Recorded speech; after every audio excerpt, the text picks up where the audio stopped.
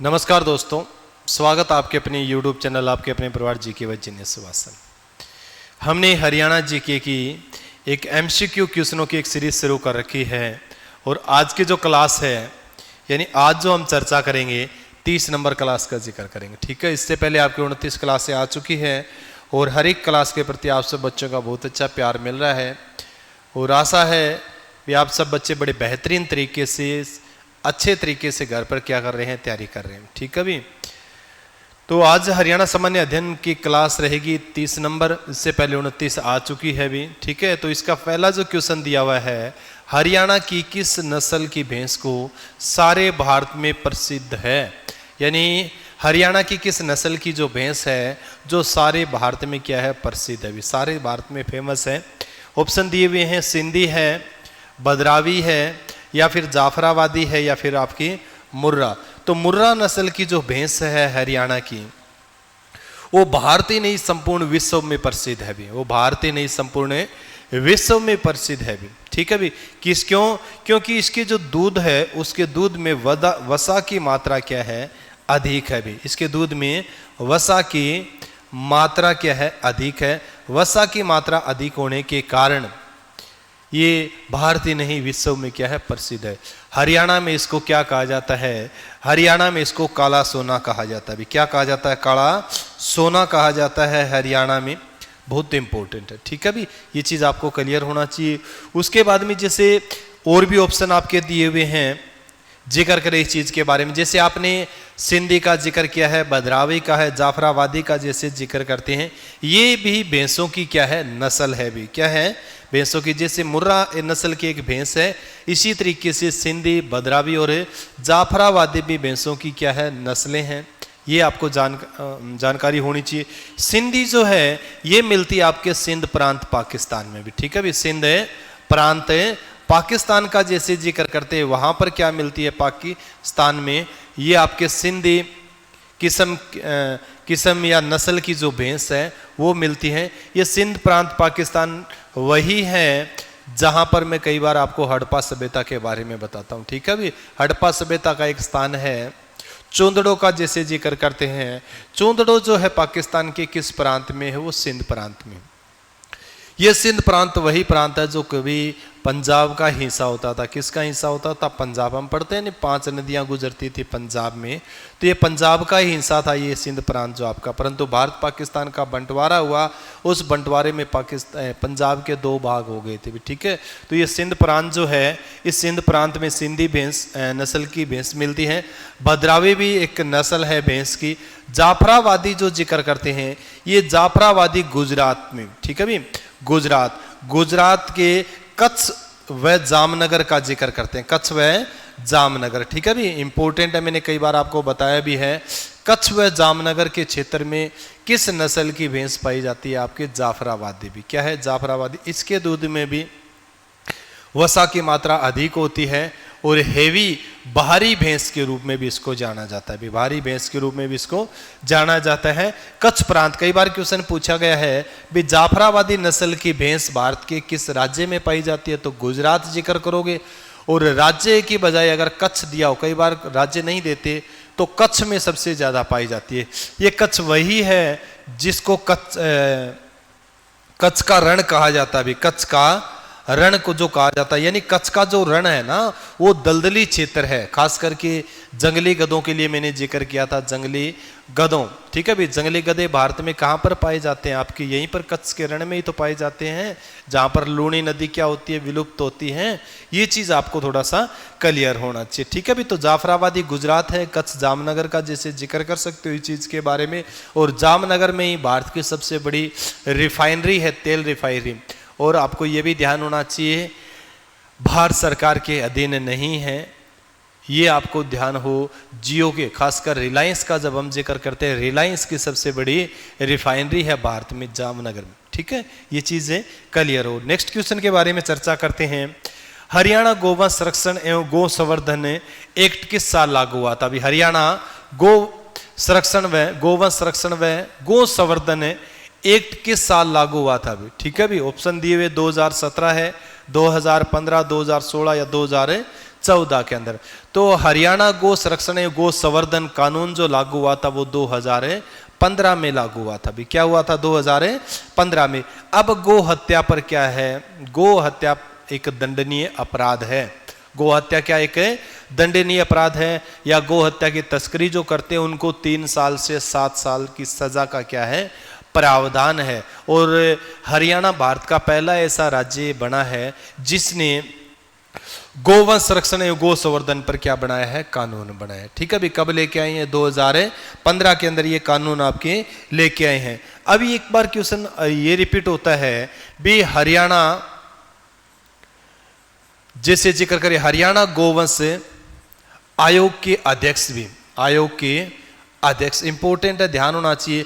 तो हरियाणा गोवंश आयोग के वर्तमान अध्यक्ष कौन है, ये एक बार क्वेश्चन पूछा भी गया था पहले।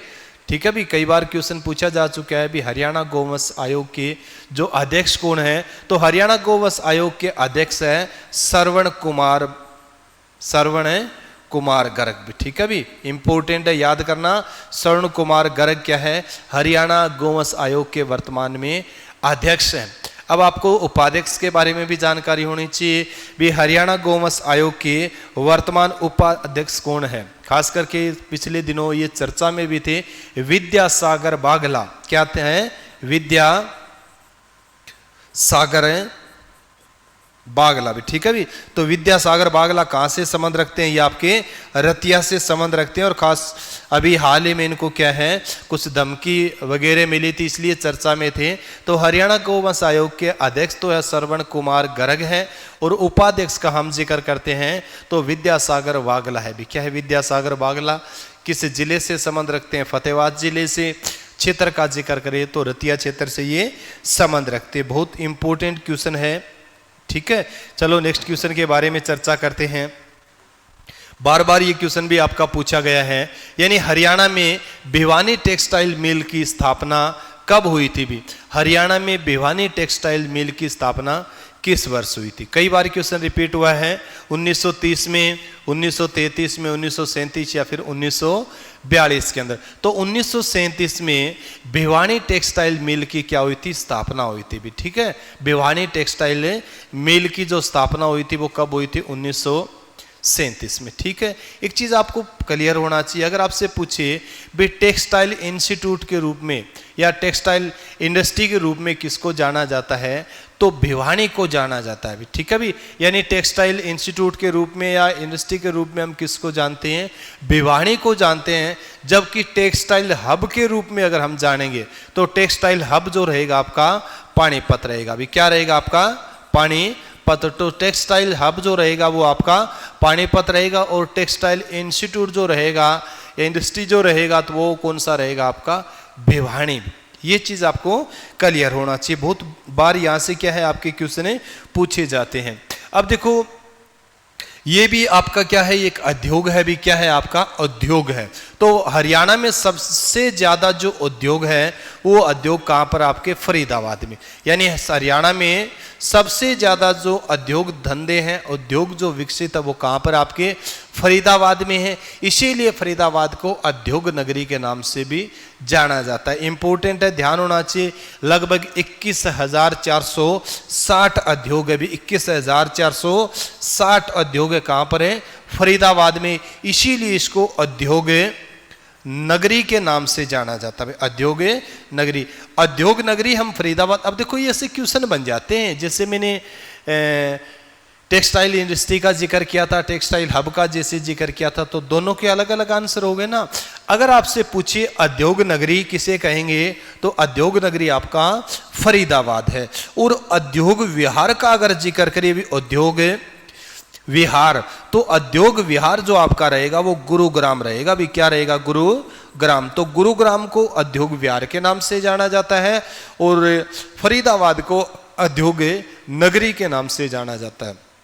हरियाणा में सबसे ज्यादा उद्योग धंधे जो विकसित है वो कहां पर, आपके फरीदाबाद में है। कितने, 21,460 वहां पर है उद्योग लगे हुए भी। क्या है वहां पर है, उद्योग लगे हुए। तो ऐसे ऐसे अलग अलग तरीके की क्या बनते हैं, आपके क्वेश्चन बनते हैं। चलो नेक्स्ट क्वेश्चन के बारे में चर्चा करते हैं। हथनी कुंड बैराज परियोजना हरियाणा के किस जिले से संबंधित है? बार बार क्वेश्चन रिपीट हो रहा है भी ये भी। हथनी कुंड बैराज परियोजना हरियाणा के किस जिले से संबंधित है? यमुनानगर से है, फरीदाबाद से है, रोहतक से या फिर गुरुग्राम से? तो आप सब बच्चे जानते हैं हथनी कुंड बैराज परियोजना यमुनानगर जिले से संबंधित है। किस नदी पे है? यमुना नदी पर। अभी किस नदी पर है? यमुना नदी। हरियाणा में कितनी बहती है? 320 किलोमीटर का क्या करती है? सफर तय करती है हरियाणा के अंदर। गंगा की सबसे लंबी सहायक नदी जो है, तो गंगा की सबसे लंबी सहायक नदी का जब हम जिक्र करते हैं तो गंगा की सबसे लंबी सहायक नदी भी आपकी यमुना है भी, ठीक है। यमुना जो यमुनोत्री से निकलती है और आप सब बच्चे जानते हैं इलाहाबाद के पास जाकर ये किस में मिल जाती है? गंगा में मिल जाती है। किस में मिल जाती है? आपकी गंगा के अंदर, ठीक है भी। हथनी कुंड बैराज परियोजना, इसका कार्य निर्माण कार्य शुरू हुआ था 1996 में शुरू हुआ था और 1999 में क्या हो गया था? ये बनके तैयार हो गया, यानी कार्य करना क्या कर दिया था इसने? 1999 में शुरू कर दिया था। तो लगभग 3 वर्ष का समय लग गया था हथनी कुंड बैराज परियोजना को बनने में। हथनी कुंड बैराज परियोजना को क्या कहा जाता है? मछुआरों का स्वर्ग कहा जाता है। मछुआरों का स्वर्ग, ये क्वेश्चन पूछे गए हैं भी बार बार। तो मछुआरों का स्वर्ग किसे कहा जाता है? हथनी कुंड बैराज परियोजना को कहा जाता है। किस जिले में? यमुनानगर जिले में। किस नदी के किनारे स्थित है या किस नदी? तो आपको ध्यान होना चाहिए यमुना नदी। किस नदी में? यमुना नदी। इंपॉर्टेंट है, ये चीज आपको क्लियर होना चाहिए। ताजेवाड़ा बांध भी जैसे आप जिक्र कर सकते हो, इससे संबंधित आगे आएगा क्वेश्चन उनसे संबंधित। तो ये बहुत इंपॉर्टेंट है और हरियाणा की एक बहुत ही महत्वपूर्ण क्या है? एक परियोजना है। खास करके हरियाणा और उत्तर प्रदेश में सिंचाई के जो कार्य के लिए जो नहरें निकाली गई है वो यहीं से निकाली गई है, इसके आसपास से निकाली गई है। पूर्वी यमुना और पश्चिमी यमुना नहर का जिसे हमें जिक्र करते हैं। चलो नेक्स्ट क्वेश्चन के बारे में चर्चा करते हैं। यमुना नगर में यमुना गैसेज की लिमिटेड की स्थापना कब की गई थी? बहुत बार क्वेश्चन ऐसे पूछे गए हैं।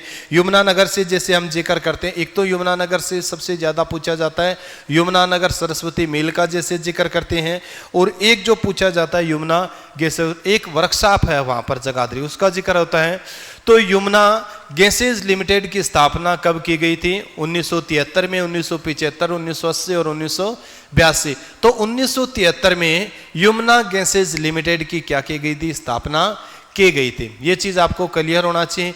यमुनानगर में आपको ध्यान होना चाहिए 1933 का जैसे जिक्र करें, 1933 में सरस्वती शुगर मिल स्थापित की गई थी। सरस्वती शुगर मिल एक दो बार पहले भी पढ़ चुके इसके बारे में। सरस्वती शुगर मिल एशिया की सबसे बड़ी शुगर मिलों में से एक है भी, ठीक है भी। क्यों स्थापित की गई थी? यमुनानगर ही क्यों चूज किया गया था?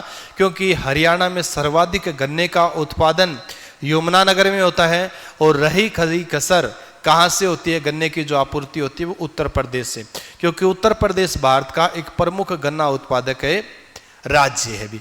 ये ऐसे अलग अलग तरीके के क्या बनते हैं? आपके क्वेश्चन बनते हैं। उन क्वेश्चनों के बारे में भी क्या होनी चाहिए? आपको जानकारी होनी चाहिए, ठीक है भी। चलो नेक्स्ट क्वेश्चन के बारे में चर्चा करते हैं। नेक्स्ट क्वेश्चन है हरियाणा में किस स्थान को छुपा हुआ स्वर्ग? नया क्वेश्चन है, याद करना भी बहुत इंपॉर्टेंट है। हरियाणा में किस स्थान को छुपा हुआ स्वर्ग के नाम से जाना जाता है? भी छुपा हुआ स्वर्ग के नाम से जाना जाता है।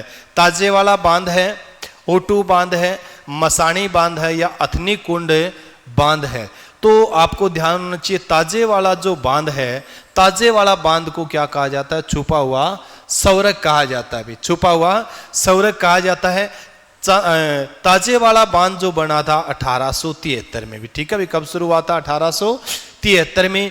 किस नदी पर है? तो आपको ध्यान होना चाहिए यमुना नदी पर भी, ठीक है। यमुना नदी आपको मैंने बताया था, यमुना नदी हरियाणा में जो प्रवेश करती है, हरियाणा में प्रवेश करती है। तो हरियाणा में प्रवेश कहाँ से करती है? आपको ध्यान होना चाहिए यमुनानगर से, जिले से। और यमुनानगर जिले के अगर क्षेत्र का हम जिक्र करें ताजेवाला से, ठीक है भी। तो ताजेवाला से, ताजेवाला हेड जो है वहां से यमुना नदी क्या किस में प्रवेश करती है, हरियाणा में प्रवेश करती है।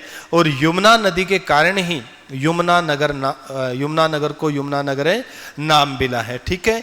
ये आपको ध्यान होना चाहिए। और ताजेवाला बांध से ही आपको ध्यान हो पूर्वी यमुना नहर क्या है, पूर्वी यमुना नहर और पश्चिमी यमुना नहर निकाली गई है, पश्चिमी यमुना नहर निकाली गई है, ठीक है भी। आपसे पूछा जा सकता है, जैसे हम पढ़ते हैं ना पश्चिमी यमुना नहर, पश्चिमी यमुना नहर से हरियाणा के अंदर क्या होती है, सिंचाई होती है, जबकि पूर्वी यमुना नहर से किस में सिंचाई होती है, आपके उत्तर प्रदेश में।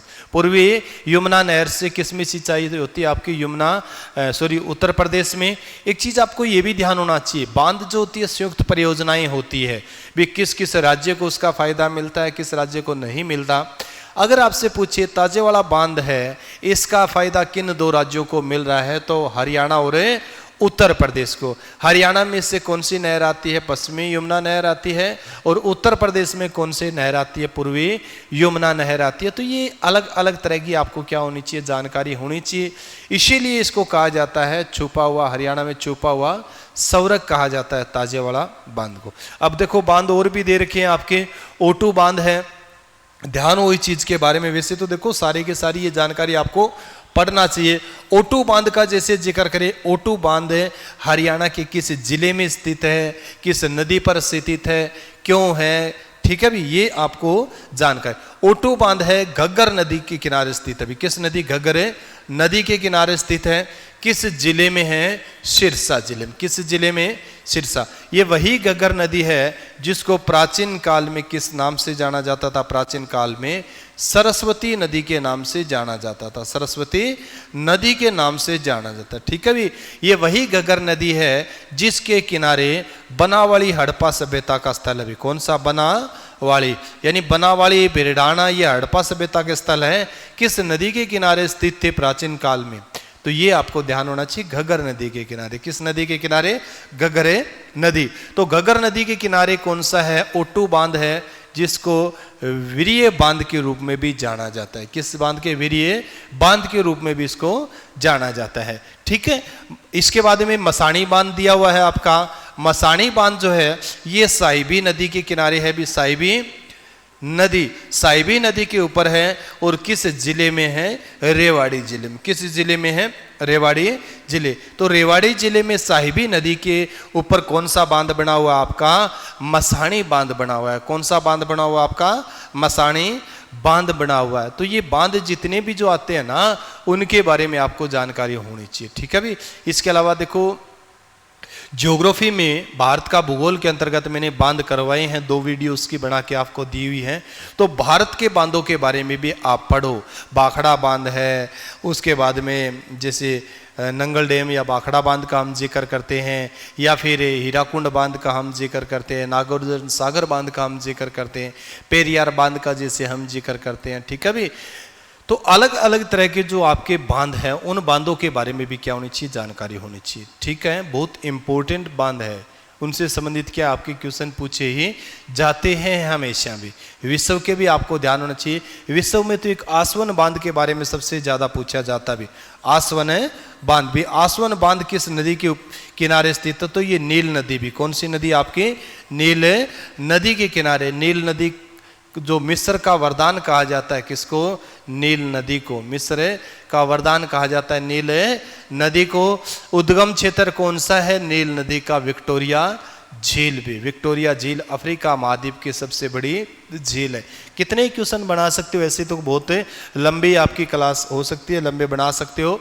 तो हरियाणा में क्वेश्चन यही था भी, छुपा हुआ सौरक के नाम से किसे जाना जाता है, ताजेवाला को जाना, ताजेवाला जो बांध है उसको जाना जाता है। इसके अलावा एक चीज आपको और भी क्लियर होना चाहिए, ये ताजेवाला जो बांध है, यहीं पर आपकी ये अथनी कुंड बैराज परियोजना भी। अथनी कुंड जो बांध दिया ना मैंने, ये पहले हम चर्चा कर चुके हैं, जो 1996 से 1999 में बनके तैयार हुआ था, अथनी कुंड बैराज परियोजना, जिसको मछुआरों का क्या कहा जाता है, सौरग कहा जाता है। तो आज की क्लास में इतना ही भी। क्लास बड़ी महत्वपूर्ण थी आपकी। क्लास कैसे लगी आप मेरे को कमेंट करके जरूर बताएं।